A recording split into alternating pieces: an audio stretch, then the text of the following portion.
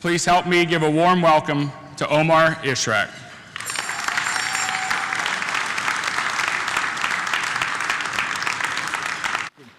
Thank you, Brian. And look, it's a real pleasure and an honor actually to be here and to spend some time with you. But I'm really looking forward to the session with Toby because he's promised me some really difficult questions. And I hope I can answer them. So I'm taking the opportunity right up front to say a few words about Medtronic's thoughts about innovation in this day and age in the medical technology world. Medtronic was a company which was formed back in the 1950s based on the collaboration between a physician and an engineer to invent the first battery-powered or portable pacemaker. And it was soon, the team of that physician and engineer soon realized that to create real adoption of that simple invention, not simple, but that early invention, it required evidence, required clinical trials, and it required reimbursement. And so Medtronic over the years honed in a expertise and invested in doing clinical trials, in gathering evidence, in working with regulatory agencies to perfect reimbursement, to train doctors, and through that, large markets were created. And over the next several decades, Medtronic, went into a rhythm of coming up both organically as well as inorganically, inventions, followed by clinical trial rigor, getting reimbursement based on that evidence, and growing. And that worked for many years. And in the end, that's fundamentally still the pulse of Medtronic, and that simple formula of invention, evidence, reimbursement still is very valid. However, and by the way, that notion is never going to go away because our quest, our desire to improve clinical outcomes just as humanity is just never going to go away. So we'll always want to make people's lives better, to extend lives, to what we call alleviate pain or restore health.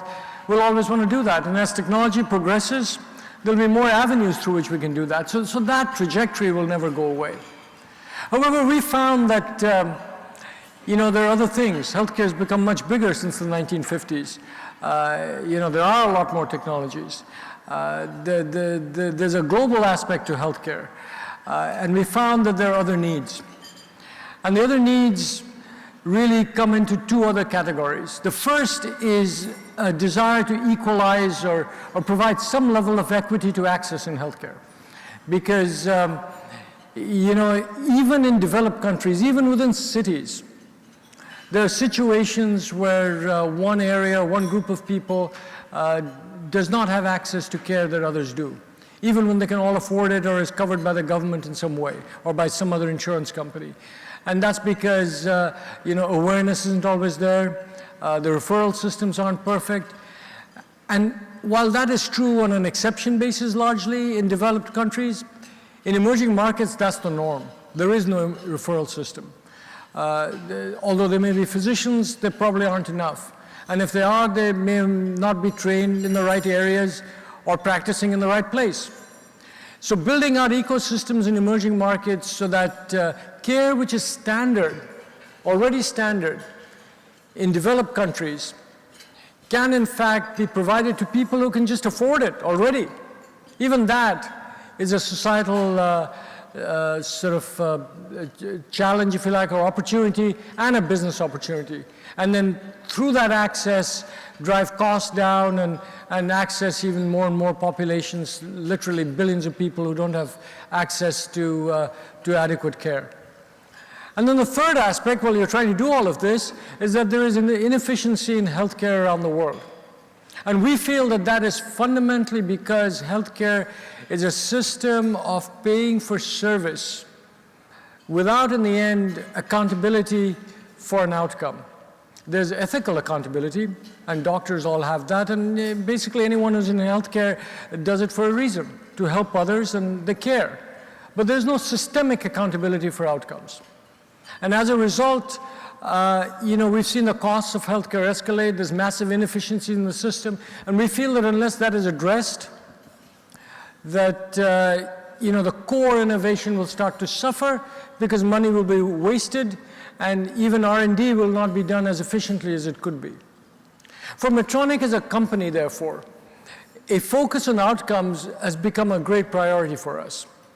And one can question why a device company should care about that. Well, we do care about that because our company, our mission, is that we use technology to alleviate pain, restore health, or extend life.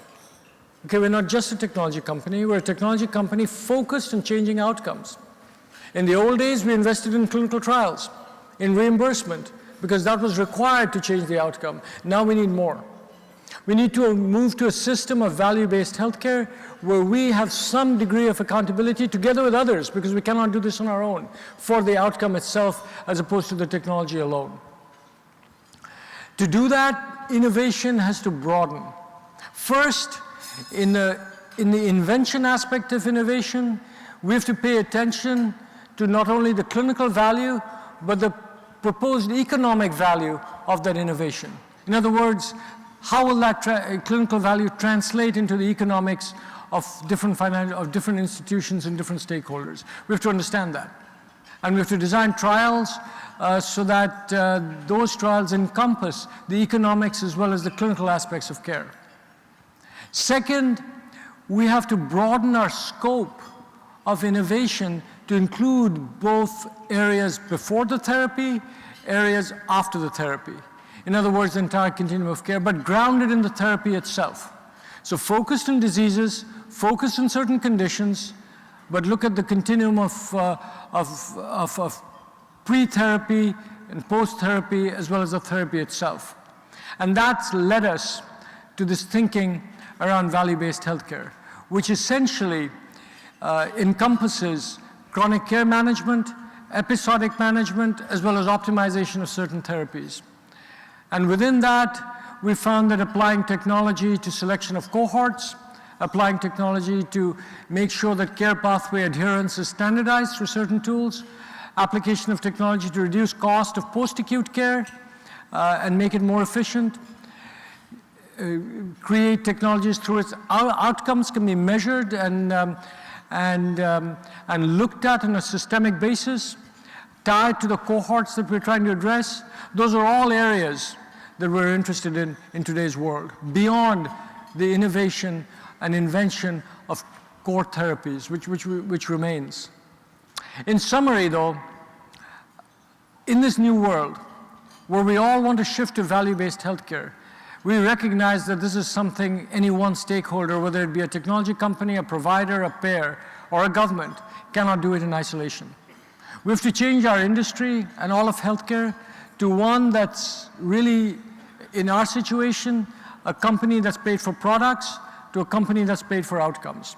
That's easier said than done, and we certainly cannot do it in isolation. What we would like to be is to be a technology partner with others in that quest. And we've got to figure out how to do that. We can talk more about that, but that, in the end, is where we're trying to go.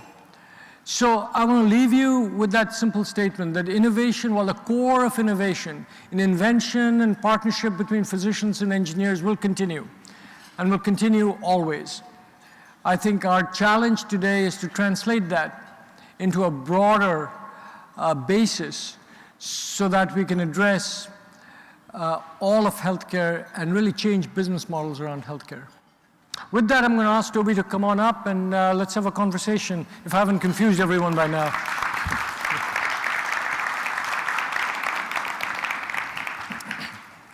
Well, Omar, first of all, thank you very much for being here. And you and I, over the years, have had a lot of very interesting discussions. And I want to talk about two things. First of all, I want to talk about innovation, and then I'll talk about value in healthcare. So let me just talk to you, first of all. You recently announced that you were doing a relationship with IBM. Yes. And you've got some technology that I think you're intimately involved with yourself right now. Yes. You want to share some of that with us? Yeah, that's great, Toby. That's a great question, actually. That means he doesn't want to answer that. He's just... No, I will answer that, yeah. I warned you I might ask you some questions as well, Toby, so I might take you up on that. But listen, let me talk to you about this. It's really a fun topic. It's in the area of diabetes. And the relationship with IBM, let's start with that. Diabetes is a condition which the patient has to manage by and large by themselves. The interaction with the doctor in the management process and in the therapy process is actually quite limited. It's important, but it's limited. Most of the time, the patient is managing himself or herself, especially type 1 diabetes where they're dependent on insulin. It's extremely critical that happens. But even in type 2, the behavior of the patient, what they do with themselves, how they sort of provide their own therapy to themselves is critical in the outcome of that patient.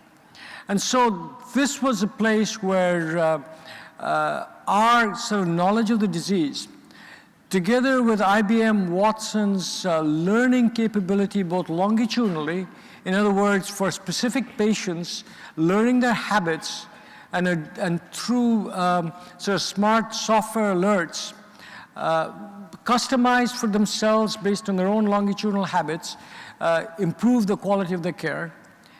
And in addition to that, use a broader database of patients to look at other patients, such as the specific one that's being managed, to further refine the care pathway. And again, to this patient, it's very simple. They just get alerts, but those alerts are then alerts and advice and answers to questions. But those are derived from a very intelligent and learning pool of data. And so we provide, if you like, the clinical expertise. IBM provides the data and the learning expertise. And through that, we expect to come out with a series of apps which we hope will help patient management in many ways. As far as the device that Toby's talking about, core to this is the ability to measure glucose continuously. We feel that that's something that in the long term will become pretty standard in the long term. But for, sort of diabetes patients whose conditions are fairly advanced, it's almost a necessity right now. And, just for learning myself, I actually have one. Which I kind of look at. I see what happens when I eat bread, and then I see what happens when I eat bread with butter, and it's different. So I have a lot of fun using that and learning. Yeah, I told you my motto is it may be good, but it's better with butter. You bet. Yeah, it really is. Always. And cream is just as good, by the way. Good. But not with bread. Cardiologists all over the world are looking forward to that. So let's just change to value. Yeah. We're now 7 years into the Affordable Care Act. Yes. And you may have heard a rumor that there's an election going on this year. Yep. And there's some discussion about the viability and the long-term viability of the Affordable Care Act. What are your thoughts? Well, first of all, at a very high level, the Affordable Care Act had at least two major aspects to it. One of which was coverage, which I think 99% of the debate is about, and the premiums and the coverage and who gets it and whether it's pre-existing conditions or not and all of that. The other piece, which is unfortunately by and large disconnected from that discussion but shouldn't be, is one of cost. And in fact, the Affordable Care Act outlines in it methodologies and programs, the CMMI, the Center for Medicaid and Medicare for Innovation, has allowed it to have certain programs through which value-based models can be tested. I think those models actually, when scaled, will provide cost relief to the system in the right way. And so I think as long as that aspect of the Affordable Care Act is accelerated, which I think some of the bundled payment initiatives are attempting to do, I think that can only help. That can only help. I don't know if anyone can argue about about improving outcomes and lowering cost. I don't know if anyone's going to debate that. I mean, you might debate how you do it, but you're not going to debate that that's the right goal. And so as long as we stick with that, which is part of the Affordable Care Act, then let's work together to figure out how to implement that. And I really have to give CMS a certain degree of credit for taking some of these on and rolling them out. And you may or may not agree with all of them, but at least they were pragmatic about it. I think making them mandatory after some experimentation is important. Otherwise, it's very difficult to scale. They're doing it in chunks. And I think those aspects of the Affordable Care Act, sort of anchored by the methodology through which they allow innovation, I think those things have to happen, and those in the end are key to reducing cost and improving outcomes in healthcare. And when that happens, the coverage discussion will be much easier because there'll be money in the system. Well, as I look across the country, I see pockets where it's really been implemented in a major way. Generally the Northeast and the West Coast. But if you draw a line across the country at the Mason-Dixon line, it's very little implemented in the South. What are the impediments to having more acceptance of the Affordable Care Act and moving increasingly to value? Well, I think moving increasingly to value is a different answer, right? Because the whole initiative really has been rolled out to that degree. I think ACOs have, but ACOs are a partial answer to this because they just set out that, look, you manage on a capitated basis, and then how you do it requires a lot more work, and I think we're only in the process of doing so. I mean, that may just be centers who are more advanced, and in some cases who are willing to take on risk stratification models that are required, or integrated care networks that exist both in the West and the East. There's several in the West. They already have a familiarity with value in some ways, and so they're more eager to accept those. So those patterns do exist in the adoption of value. I think there's the politics around, which state covers what, and that may vary, by state, which I don't want to get into because I'm no expert at that. But really, I think these, integrated care systems, and to some degree, some state regulations which have promoted it, have given a level of comfort to those institutions and those geographies to take those on. While in other areas that may or may not be the case. I don't know, Toby, this is a question I'd love to ask back to you because you probably know a whole lot more about this than I do. Our friends from Aetna and other insurance companies have gone, so we can talk about this candidly. Okay, good. Yeah. They are friends, though. Yeah, they're my friends, too. Yeah. Why do you see that so many of insurance companies are dropping their exchanges, and what do you think? How does that bode for the Affordable Care Act? I think, look, from all I understand, I only know a little bit about this from the outside. They're dropping them because they can't make money with them. Isn't there something called United that's in the same town you are? Yeah, but I still just read about them. Oh.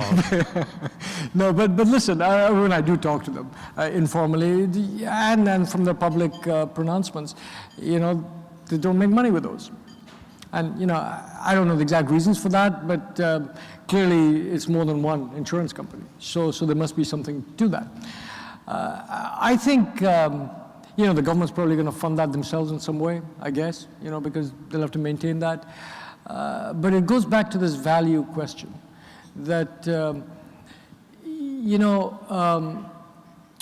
you can always try to manage cost of insurance by doing selection, by doing adverse selection. You can always do that. And I think that has that in their models quite a bit. That's how historically insurance companies have worked. I'm not sure they've always tried to look granularly at the cost problem, maintain outcomes and lower cost, because even in the most expensive cases, if you do proper cohort identification, if you do proper management, as you've seen, at least within the hospitals, but if you do that across the entire continuum, there's cost to be saved there. So let me and that has to fund it. That's the only way to do this. Yeah. So let me just bring it back to Medtronic now. You and I have had several discussions about having an arrangement between the Cleveland Clinic and Medtronic Yeah. around value and Yes. products. Yes. You know, why don't you talk a little bit about how you would see some sort of arrangement like that actually be set up between two organizations, a purveyor and a provider? In the end, to execute on value-based healthcare properly, you need payers and providers, unless the payer-provider is one entity, okay? Because you need a payment system, and you absolutely need a provider. So you can have all the insurance companies you want, but if you don't have doctors, you don't have hospitals, you know, I mean, you don't have healthcare. And then we provide technology to you. That's what we do. Now we provide technology, and we have an understanding of the disease condition, and we can work as partners in developing that. But in the end, you know, providers and manufacturers or device technology companies are a little more aligned in that goal, while payers kind of pay for it, and they control the payment model. So somehow we've got to include a change to the payment model in doing so, which rewards value. And so you need a payer in the mix, otherwise that's very difficult to do, because both you and I will focus in the end, no matter how hard we try, we'll focus in on the payment model by itself, because beyond that, you know, we don't have the money. We can do it for, you know, experiments here and there, and we can do it for charity somewhere, but we can't create sustainable businesses unless there's a payment model that's effective. So we need a payer in the mix. And we need to kind of work together to figure that out. But we have like 3 broad areas of offerings that we would like to work with providers on. The first and most simple is what we call therapy optimization. And therapy optimization means that you have a therapy and we have a technology. And that technology's value is realized at some point after the therapy is deployed. Not necessarily at the end of the hospital stay. It could be a year later, it could be 3 months later, it could be, you know, some other time depending on what that optimizer does. If the realization of value requires nothing other than the implementation of the technology and is not dependent on the caregiver and the patient behavior after the therapy is performed, that becomes pretty simple to implement. Then I say, you do this and we'll guarantee a result. And we're convinced that that'll happen because we've done trials to prove that. That's the simplest case. And there are examples of that, but even that in today's world we cannot implement because the payment mechanism won't support it. There you go. So that's one thing that has to be solved. Now, if you take it to a layer more complexity, that's the simplest model, and we've got to work on that first. But one layer of greater complexity is when the optimization technology does work, but now it depends on adherence to a certain care pathway, either by the patient or by the doctor. And then we can only take joint accountability, we cannot take singular accountability, because we don't do all the work. We do some of it. But then we need to work together to make sure that the people who are providing the care, using the technology, do it in a way that we both agree is the right way. And if they don't, then we're both accountable for it. So you talk about working with people. So how do you pick good partners? I mean, there are people with technology here, there are people with providers here, all of whom you think that they're looking for some sort of partnership. How do you look for who's going to be a good partner? I think the best partners are ones with whom you have a common philosophy, as simple as I want to build a system which is dependent on, which is accountable for outcomes. A philosophy like that. That's one. And the other is a willingness to trust. A willingness to trust and change. Because if you go in with a partner who's going to be an adversary at all times, you'll just negotiate too much. So instead, have joint accountability and a willingness to trust, work seamlessly with them. And those are the partners that you know, it's not only a matter of picking, they self-select after a while. Because if you don't do those two things, sooner or later you just fall out. So that's the way in which we approach it. Okay. So I'm going to ask one more question, and then I'm going to open it up to the audience. So keep your thoughts coming, and there are microphones that are going to wander around. Omar, let's say we're 5 years out from here. Yeah. And you know, you come back to talk with us here. What's the healthcare delivery system going to look like in terms of value? I'm optimistic about that one. I really am. I think in the U.S., I think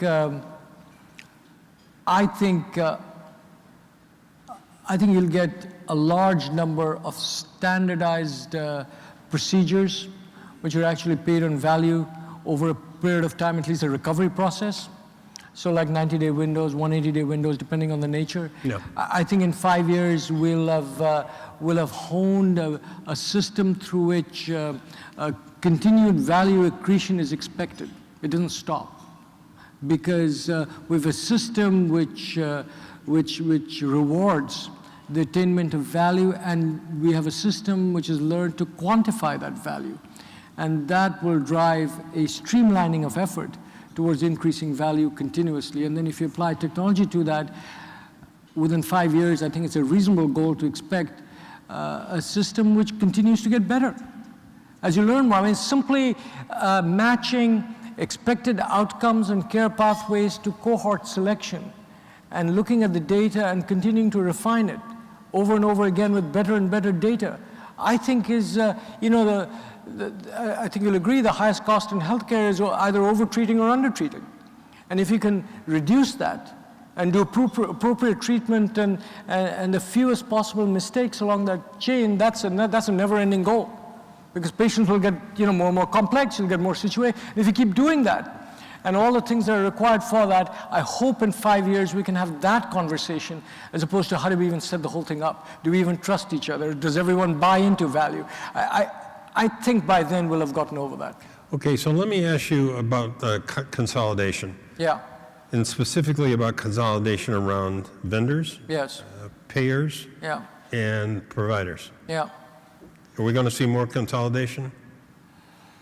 We may, but I don't think. In fact, I feel fairly strongly, certainly from a technology perspective,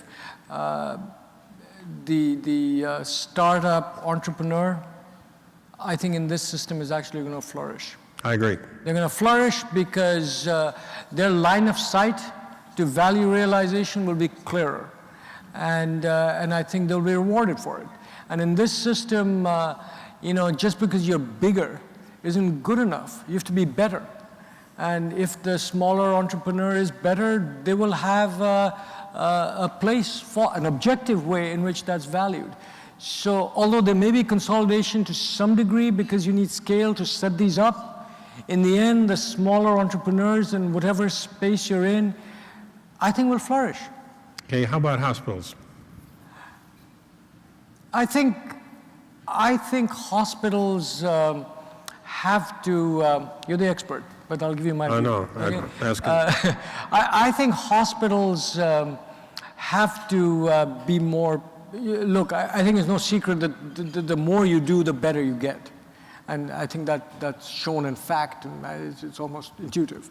And so higher quality and more sophisticated procedures have to be centralized more. They just have to be. The value equation is going to drive that. I think the appropriate setting of care has to become more natural. So patients who can be treated in a less acute place should be treated in a most acute place, and the system should reward that and not reward being treated in a more acute place, because that's a waste. And again, back to over-treatment, under-treatment. Under-treatment is someone who needs a sophisticated place gets treated in an unsophisticated place. They're both bad. So I think and hope that the hospital system will sort of sort itself out along those lines, that there are specific places and relatively fewer places where the most sophisticated procedures are done, and then other places where less sophisticated procedures are done. I think there's a geographic aspect of this that needs some thought, because people don't want to travel and that kind of stuff. Need to be close to their homes, and so I think you might have to set up more than one may think based on simple population demographics, but at least in that direction is where we're going to go. So let me just ask you this final. Is it easier for you to deal with 3 insurance companies or 100 across the country? Oh, fewer. It's easier for us to deal with them because we can have a conversation and then that can be scaled, much more easily. But I think a conversation with every insurance company is always better if we can do it at some point, sooner rather than later, together with the provider. Because the payment, we cannot, unless there's some instances where it's like post-acute care and stuff like that, which we can do. But if it's really the entire continuum, we need a provider. And the more we do that together, I think the more efficient it gets. Great. Okay, let's open it up here. I'm sure there's some questions, and there's some microphones right over here. Stand up, wave your hand, and the microphone will come see you. And you're allowed to ask questions to both Toby and me.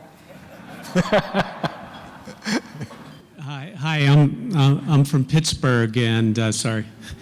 And we've recently been in the news because we have autonomous cars now driving people around, and Uber's R&D is in Pittsburgh, and Uber's long-term goal is that no one will own cars anymore, that autonomous cars will be ubiquitous everywhere and ferrying people around. I heard today two words I've never heard together, and that was autonomous surgery. Medtronic is the largest, or one of the largest, medical device companies in the world. Mm-hmm. What is your long-term vision of the future? For surgery? Autonomous surgery, so to speak? For the businesses that you're in, you must have a long-term strategy. What's your long-term vision of medical devices and the future? So are you asking whether or not you should invest in Medtronic? The answer is yes. Look, I think from a pure technology perspective, directing medical devices towards the treatment of disease, which is more and more specific, and actually more and more centered around, intelligently centered around data, is pretty important. And through that, the quality and the effectiveness of the medical device and its ability to deliver on its promised value will be facilitated. So I think the usage of data and the incorporation of data within medical devices in some way, I think is something that will become more and more standard till it becomes ubiquitous. All the way from a joint, having sensors and so on through which you can tell whether someone has recovered appropriately or not. And that becomes an objective measure of success of the device. And then maybe there are other ways in which even the treatment paradigm and the long-term monitoring of that patient can be done more efficiently because data is always being received. There's a cybersecurity aspect to this which you've got to be careful with, but I think that can be managed. They can be managed. Okay, question over here. Hey, thanks for your input. Ted Shire from Jet PHC. Just wondered if you could share your thoughts on prevention. Workplace wellness is a proven model when the right baseline metrics are established. What policies could be put in place that encourage more workplace wellness to spread prevention? Well, Toby, you really are an expert on this because you've done it. So, look, I'll give you my take, but you do have to answer it because I think you know more about this than I do, and you've shown it. From my perspective, the only thing that I'll talk about prevention here is that it is important to even segment prevention between primary prevention and secondary prevention. That's a big difference. Because secondary prevention, you have a person probably with chronic disease of some sort, and you can tailor the prevention efforts much more directly than primary prevention, where you're going into a pool of people who may or may not be ill, and they themselves are less motivated to do things. So I think that separation is important. That drives policies which are different. I think beyond that, in my personal view, whatever is allowed in terms of encouraging the right behaviors, which are well established, like activity, like don't smoke and things like that, which there's no controversy around. I think to the degree possible, they have to be encouraged. but I think Toby might have stronger views. Yeah, let me just tell you what we did. We started out by not a decade ago. We don't hire smokers. We then turned to food and changed the trans fats out of our food, the sugar drinks out of our vending machines. Then we went to disease and encouraged exercise with free Curves, free Weight Watchers, free access to the gyms. And then we went to disease management. So if you had one of 6 disease problems, hypertension, asthma, hypercholesteremia, diabetes, obesity, or smoking, and if you entered into disease management, we lowered your cost of your insurance. What we've seen over the last decade is our insurance was going up at 6.5% a year, our cost for looking after patients per member per month. Last year it went down 2%. We've seen also that our smoking rate is now 6%. And by the way, JAMA just came out today with an article that says that 1/4 of the cancers in the United States are related to smoking. The weight of our employees has gradually come down over time, and we've seen a 20% reduction in hospitalizations and emergency room visits for people who were in disease management. So you can make a financial and healthcare improvement by wellness in your organization. Yeah, absolutely. Hi. Last question. So both to Toby and to Omar, I know both organizations have a dual purpose. One is to generate revenue and grow, and the other is to really support those in need. And Omar, your comments in the beginning were really inspirational. So my name is Pelu. I founded a company called Augmetics, and we also have a dual mission. On the one end, we're trying to make providers more productive, and on the other end, we're trying to build up thousands of jobs in Dhaka, Bangladesh. I'd love to know more about your Medtronic and Cleveland Clinic's, your initiatives internationally to bring healthcare reform and improvements to the world, not just to America. Yeah, let me take that first. When we look at globalization, we do look at an economic pyramid for a reason. Because at the very top of the economic pyramid, because the populations are so large, there's actually a substantial number of people.